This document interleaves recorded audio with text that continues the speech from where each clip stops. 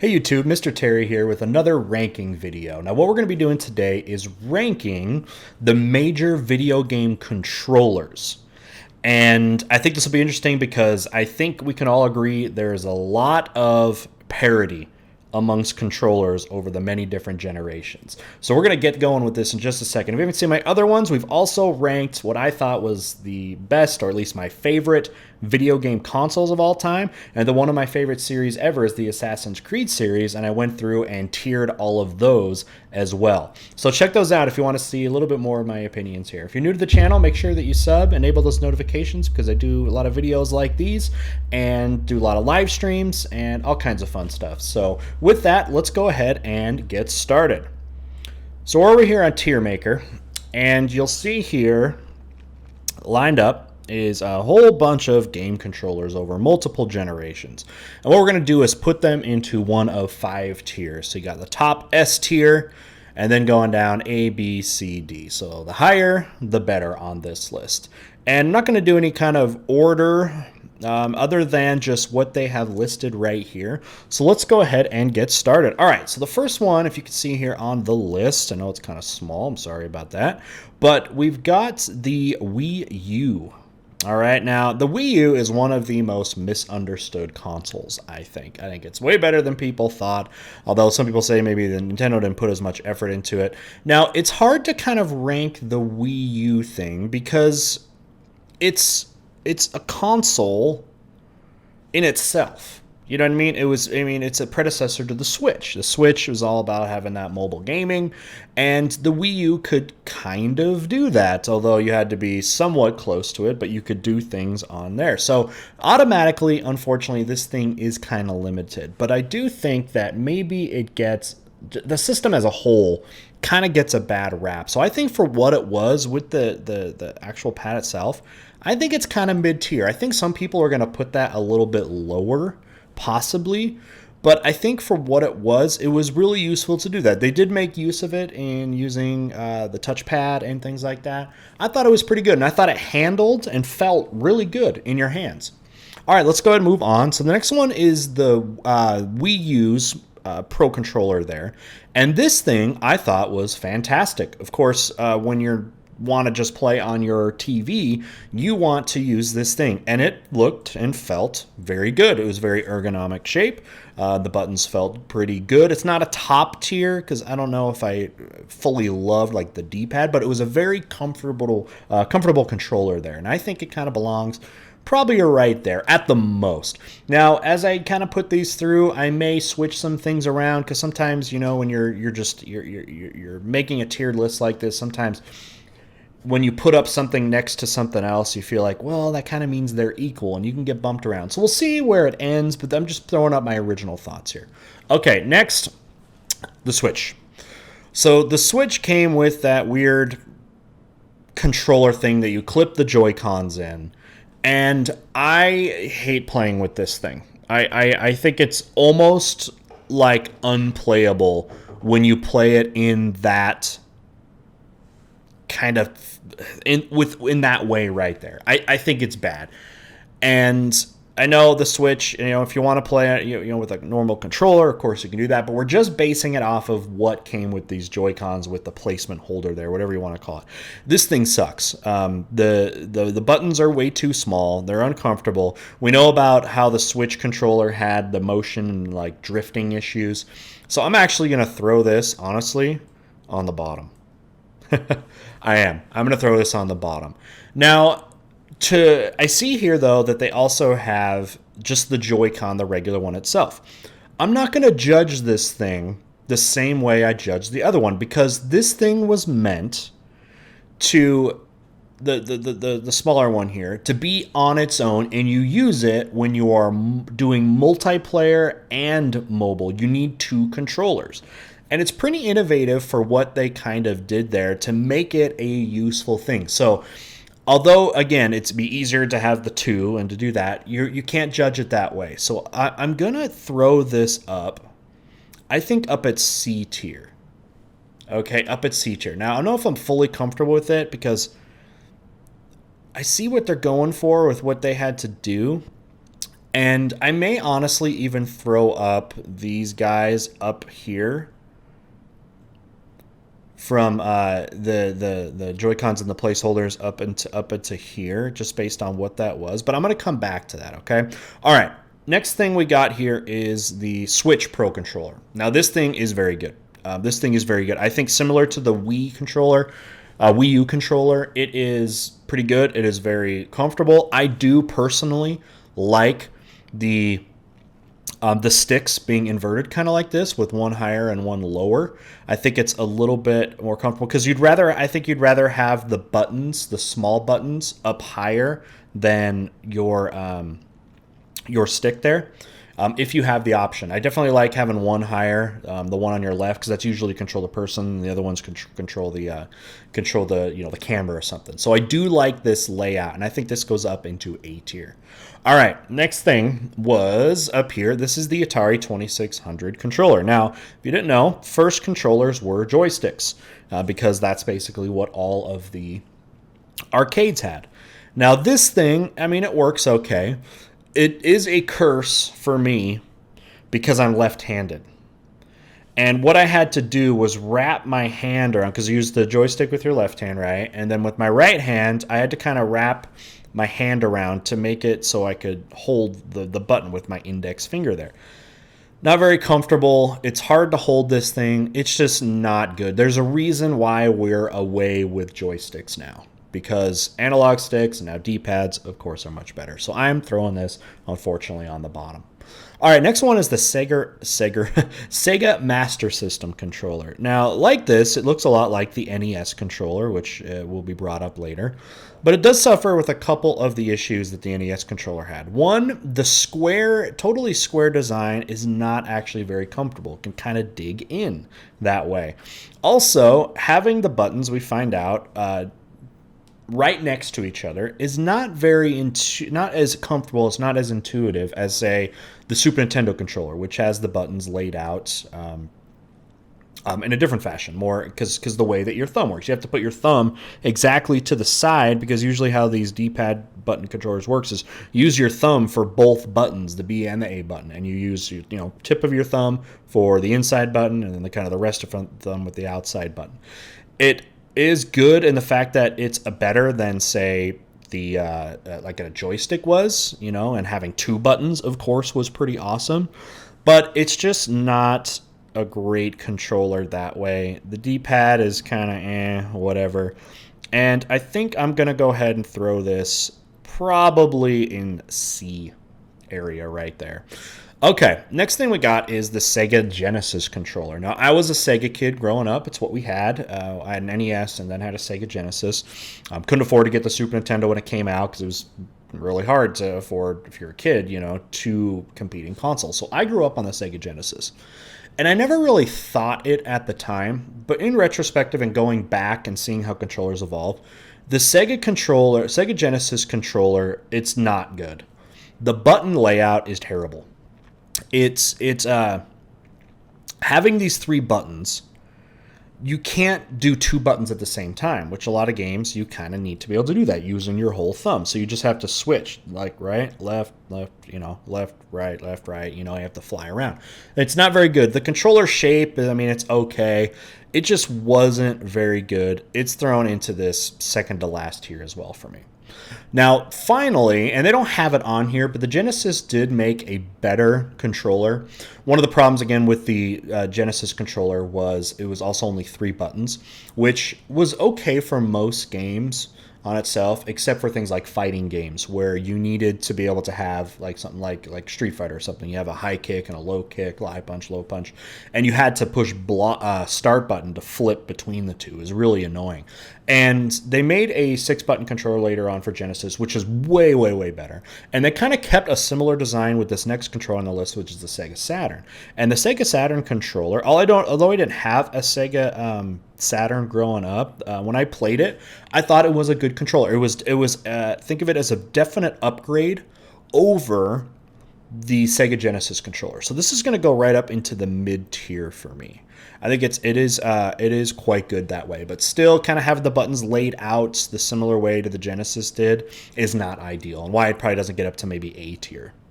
All right, next thing is the Sega Dreamcast. So the Sega Dreamcast controller, I will say, looks worse than it actually is. It actually is a good controller.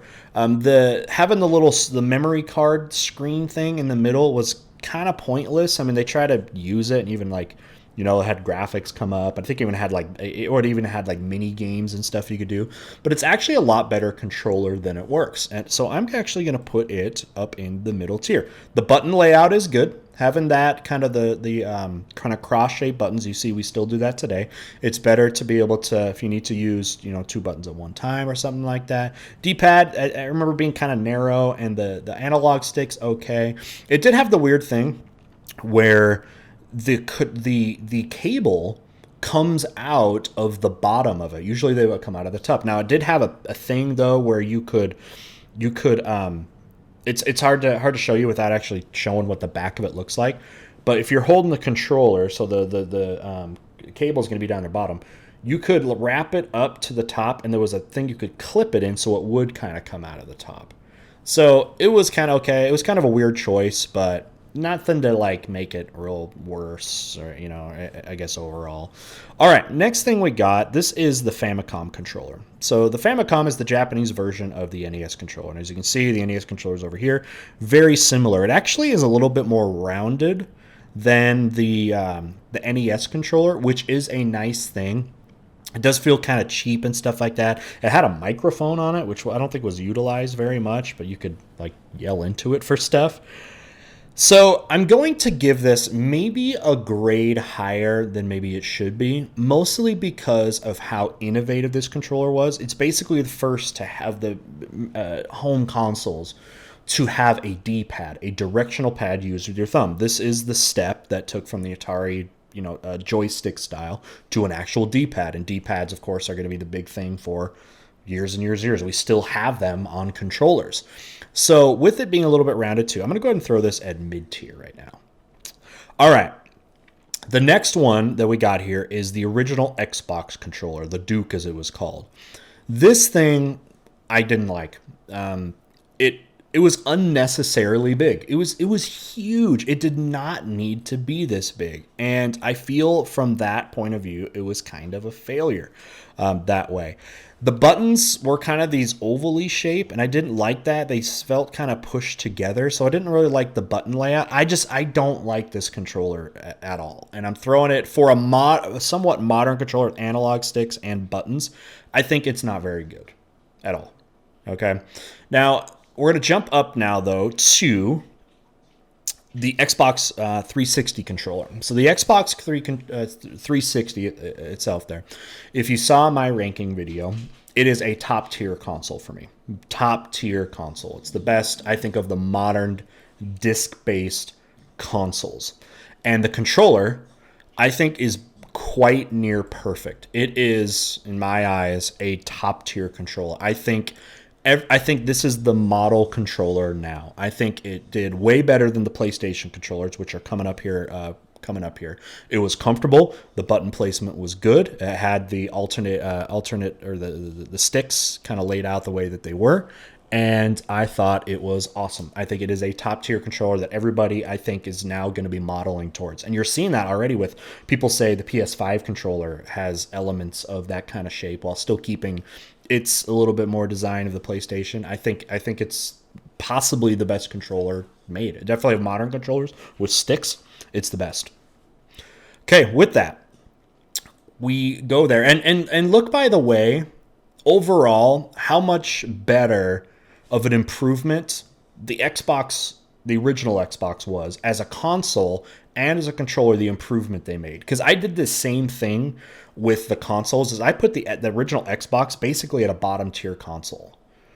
Just as a console itself, I thought there was no good reason to really get it. And I was probably, by the way, a little bit harsh. I probably didn't need to be at the very bottom of consoles. There's not really a good reason to. If I was to go over it, that's probably the one thing I would change. It doesn't need to be a very bottom tier, but it may, compared to the other ones I had. But back to the point, They went from what I see as a bottom tier controller to a top tier, almost the best controller I think ever made, which is the 360. And then as that console, same thing. I had a bottom, and I put the Xbox 360 console at the very top too. What an improvement they made. Now the Xbox One, because that's where we're going to now, didn't do real well in this console life. It started out as a marketing nightmare when, first off, they just called it the Xbox One, which was a very confusing thing. They wanted to make it this all-in-one thing, and it never became what they thought it was going to be. This thing where it would replace your TV, and it would replace, you have your gaming. It was going to be this all-in-one thing, and it didn't happen with that too. They also came out with the Kinect and tried to force that on people, and we learned from the 360 the Kinect sucks. So the console itself definitely was a distant second to the PS4. But the controller is fantastic. Now, I'm going to put it because it basically does everything the 360 controller does well. And today, even though I don't have an Xbox One, I use the Xbox One controller for my computer controller because I really like this thing. I really do. Some people say maybe it feels a little bit cheaper, and I can maybe see a tiny bit of that, but it is so comfortable, and it works so well. I like the sticks. Has a little bit more grip on the sticks, which is great, because one thing the 360 controller did was unfortunately, the analog sticks, they wore out a little bit, and they really has good grip on it, good placement. So if I'm going to put the 360 controller up there at the top, I'm going to go ahead and put the Xbox One controller. I think it's fantastic. I think it's basically as good. If it is less than the 360 in some way, it's not enough to put it, I think, a whole tier down. All right. Now it looks like we got 4 PlayStation controllers. Okay. I'm going to make this really simple. As you can see with PlayStation controllers, they just don't change anything, really. The layout, I mean, look at it. From PlayStation 1, PlayStation 2, PlayStation 3, not much is going on there. Now, one thing that happened, the original PlayStation didn't have the analog sticks, the DualShock as they called it, but they did make it later on for the PS1. But nevertheless, it's not a good controller. The D-pad with those 4 separate buttons, it's bad. It's not good. You can't rotate around it. Now, is it bottom, like the very bottom, as far as usability? No. So I'm going to make this pretty simple. PS1 is going here in the second to last. PS2, same thing. Now, one thing that, again, the Xbox One got, see, this is why, again, the Xbox One was a terrible idea. I just have to say original Xbox. Original Xbox controller. When I'm comparing it with the PS2 controller, I like the buttons a lot better on the PlayStation one there. It was smaller and a bit lighter, which is why it gets there, but in functionality, it's not going to be as different. So I'm going to put that there as well. And then the PlayStation 3 controller, we're going to go ahead and put it there because there's not much difference other than it's wireless and stuff like that. They're just not very good controllers. Now, the PS4 controller is better than them, which is why I'm going to put the PS4 controller up here. And which is interesting, again, because I like the PS4. It was my console of choice, definitely, for the current console generation. But I do not think I don't think the controller is comfortable. It really isn't. I think it kind of makes your wrists you really have to kind of do this rather than kind of like this in a way. I know that probably looks stupid in my little mini camera there. The touchpad was non-existent in functionality for this console whole generation. Like, I mean, it was I don't know what they really how they were gonna innovate it, because it had like a touchpad. You could swipe on it and stuff like that, move around, but nothing really utilized it that much. One thing that was kind of cool with the PlayStation 4 controller, probably wasn't really necessary though, was the speaker. It was kind of cool to have that. I think that is what separates it and made it a little bit better than the controllers before it. But again, it's kind of a mid-tier controller for me. All right, let's move on. This thing you've probably never seen before, probably because you've never played it before. I know I never have. I've never even seen one in like real life. This system is called Apple Pippin. Yes, Apple tried to make a video game console way back in the day, and basically nobody bought it. And when you look at this boomerang thing, it looks ridiculously stupid. It was probably trying to be some kind of like futuristic design. And without talking about anymore, we're throwing that crap at the bottom. Sorry, controller. Look at it. It's terrible looking. All right, NES time. Now, NES controller, again, it's innovative. It's not a real comfortable controller, but it does work well. It's super sturdy. But again, the button layout I found them side to side is not ideal. The corners are, again, kind of sharp there. But it is important, again, because it has a great D-pad that everyone basically has tried to copy in a way, because they kind of nailed the D-pad there. I think it does look cool. It's got the retro look, of course, but even then it was kind of, cool then. I still think it's a cool design. But as a functional controller, I want to go ahead and put this at mid-tier, even though it's basically my favorite console of all time. Controller isn't great. Now, what they ended up coming out with later on was maybe you saw the dog bone controller that had a rounded sides, which is a great decision. But they made a horrible decision, and that was, you see how with the, let's see if I can find one comparable here. Say the Super Nintendo controller, which is coming up next. You see how they have the 2 rows of buttons, but take just one row, and you have a button on the left and a button on the right. The button on the right is higher than the button on the left, which is the exact wrong thing you needed to do. So Nintendo screwed up twice on their controller. I don't have the dog bone. Look up the dog bone controller sometime, and you'll see what I mean. It is exact opposite of your thumb shape. The buttons, if you have 2 buttons, the left button should be higher than the right button. Otherwise, your thumb, you're going to be holding it like this with your thumb this way, where the lower part of your thumb is on the left, the higher part is on the right. You don't want that. You want it to be the opposite. You want the left button to be higher than the right button. If you can look at one and kind of imagine how it feels, I think you'll know what I mean. Okay. Now, where Nintendo did go right, okay, finally there, is with the Super Nintendo controller. For a 2D D-pad game or console, it's basically perfect. It's basically perfect. Now, what you see on this list is the Super Famicom and the Super Nintendo. Super Famicom is the Japanese version, and they're basically identical. The Super Nintendo one is better, though, but I am going to put them on the same tier. They are top tier.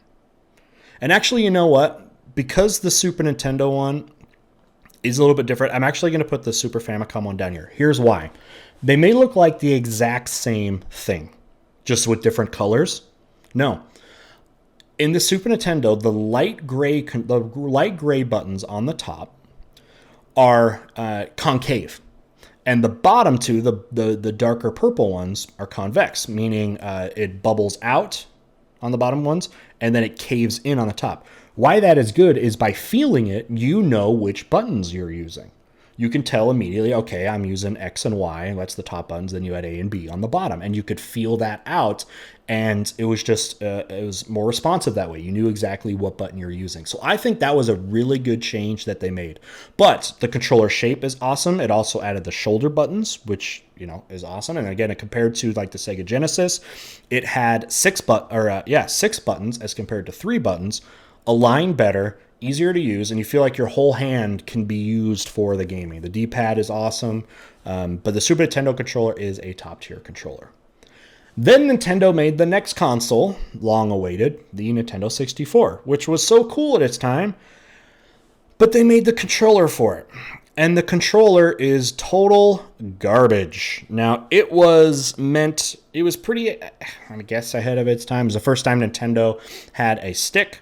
Now, the stick for the controller was there right in the middle, which means when you're using it, your hands are very close together because your right hand is using the green, blue, and yellow buttons, and then you have that stick there. Very rarely, I almost felt like, did you actually hold it on the outside of the 3 prongs? Because, think about it. Most of the games you played weren't really D-pad games. You had some, but not that many. The other thing about the controller was that analog stick was terrible. It broke down, it got really loose and less responsive, and you had to replace them. It was just not a good controller at all, and their weird experiments kind of died with that. You did have the Z button, the trigger button, which was cool, which worked in games, but it was a poor controller. Now, the next console after that Nintendo made was the GameCube controller. And I know some people have some fondness for this controller, but I think it's not a comfortable controller. I don't like the triggers in them. They don't they squeeze the controllers or the triggers squeeze in together like that. They called it that C stick. I think was not very good. The D-pad was terrible as well. I think it's better than the GameCube, or sorry, the GameCube controller is better than the 64 controller, but I still don't think it's a very good controller. I don't think it's there. Now you can see they were getting pretty innovative, and then of course now we're going to be jumping to the Wii. Now Wii, they went a completely different direction for this console. This is when Nintendo no longer was keeping up when it was trying to compare in that generation with the Sony PlayStation 2 and the original Xbox. It didn't do that well because it was basically trying to be a direct competitor for it. And one of the smartest things that Nintendo did was stop trying to compete with those consoles. Make something that those consoles don't do. And Nintendo's been down that path, and that was with the Wii. So the Wii was all about motion controls. But we know that first Wii motion controls were very wonky, and it was not very good. It was a total novelty. And for me, that's why I didn't care about the Wii. I mean, it did have some pretty good games, but the games you wanted to play, you wanted to use a different controller. I think the whole nunchuck and then the Wiimote thing, I thought it was not very good. It was not very good. I didn't like it very much. I did not like. That's the reason again why I didn't really get the Wii, and I'm putting it at the bottom. I just think it wasn't good. Now there are other games, and plenty of games that didn't use the motion controls, which means you needed to get one of the other controllers. So what they put out is the last one that we have on our list. This rounded, what did they call this? I forgot what they called the name of this controller, but it's okay. I mean, you can see it looks a lot like the Super Nintendo controller, but it has the two sticks there, but it's very close. I don't think it's a super comfortable controller. So I'm going to put it right here basically with that GameCube controller. I don't think with that flat shape, it wasn't as comfortable, and it just, and even again, for its time, I think the Wii could have done a lot better, especially if you're looking at what Xbox was doing. And although they don't have the second controller. I will say, by the way, before we head out here, the second version of the Xbox controller that they made, which isn't on here, I forgot what they call that series. It was awesome. It looked a lot more like the 360. That thing would definitely be mid to maybe second to the highest tier is the second generation of the original Xbox controller. I forgot what that one's called. Look that up, but it wasn't on this list. But I would put that at like an A and a B. But anyway, that is for this list, I think, where we're going to put it. Let's go ahead and look over it again and see if I want to mess with anything. So at the top, so pretty much you have your modern, what I think is the best modern controller and the best retro controller. You have those up here. I'm very comfortable with that. Nintendo did get a good job with their alternate controllers, which again is interesting because the Wii U Pro one and the Switch Pro controller were ones you had to buy separately. I wish they would have come with, of course.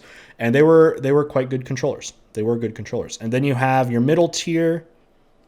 Let's just look over these. I think I'm confident with that. The Joy-Cons, again, it's just playing them separately. I get where they are, but they're small. They're uncomfortable. Like this one, how it has the stick, like right in the middle, that makes it even harder if you needed to use the stick with those buttons. And again, it depends on the game. So I see what they were doing there, though. I love playing Switch, like mobily, and you have the screen, and then the control or the Joy-Cons are connected on the side. I think that's great. That makes it worthwhile. But if you have to separate them for any reason, like if you're doing it for this or we're using it by itself, or using the whatever we call this, where you place the Joy-Cons into that device, I don't want to do that. I'd much rather play with a Pro controller, which is a fantastic controller. So anyway, as always, I want to know what you think. I'm sure we're going to be different in some areas, but where would you put your tiers of the great famous video game console controllers out there? You can talk about it in the comments or come over to our Discord server, and we have a very active gaming community. And I saw with the last couple videos, people were making their own list. You can on here, you can save it like as an image. You can save your your tiers that you make here on Tier Maker. For this one, just if you go to Tier Maker, look up video game controllers. There's a bunch of different ones. This one I thought had the most of ones that people are going to know, so I did that. But I'd love to see what you got, and I think it'd be a fun point of discussion. All right, well, I hope you enjoyed this tiered ranking video of gaming controllers. Thanks for subbing to my channel. Thanks for being a support. If you don't know, I have a main channel. I'm a history teacher, and I do a lot of fun history-related stuff over on that channel. There's a link to that as well, and to other things and other ways that you can support the channel. All right, and with that, we'll see you next time. Bye.